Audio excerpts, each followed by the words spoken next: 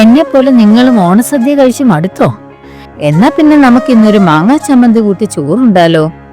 അതിനായി ഒരു പച്ച മാങ്ങ തൊലി ചെത്തി കഷ്ണങ്ങളായി മാറ്റിവെക്കാം. ചീനിച്ചട്ടിയിൽ എണ്ണ ഒഴിച്ച് ചൂടാകുമ്പോൾ കടുകും ഉലുവയും ഉഴുന്നുപരിപ്പും ഉണക്കമുളകും ചേർക്കണം. ഇതിനായി 2 തരം മുളകാണ് ഞാൻ ചേർക്കുന്നത്. ഒന്ന് എരിവിനും മറ്റൊന്ന് നിറത്തിനും. ഇതൊന്ന് ചെറുതായി മൂത്ത് വരുമ്പോൾ അരിഞ്ഞ ചെറിയ ഉള്ളി ചേർത്ത് വതക്കി ഒന്ന് തണുക്കാൻ വയ്ക്കാം.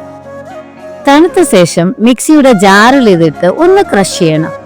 അതിനുശേഷം ഇതിലേക്ക് അരിഞ്ഞു വെച്ച മാങ്ങയും ഉപ്പും കൂടെ ചേർത്ത് നന്നായി ഒന്ന് അരച്ചെടുക്കാം. ഇതിന് രുചി കൂട്ടാനായി നമുക്കൊരു താളിപ്പ് കൊടുക്കാം. അതിനായി ചട്ടിയിൽ എണ്ണ ഒഴിച്ച് ഉഴുന്നും മുളകും കരിവേപ്പിലയും അരിഞ്ഞ ഉള്ളിയും കൂടെ ചേർത്ത് ചെറുതായി ഒന്ന് വതക്കിയ ശേഷം അരച്ച അരപ്പും ആവശ്യത്തിന് വെള്ളവും കൂടെ ചേർത്ത് നന്നായി ഇളക്കിയെടുക്കാം.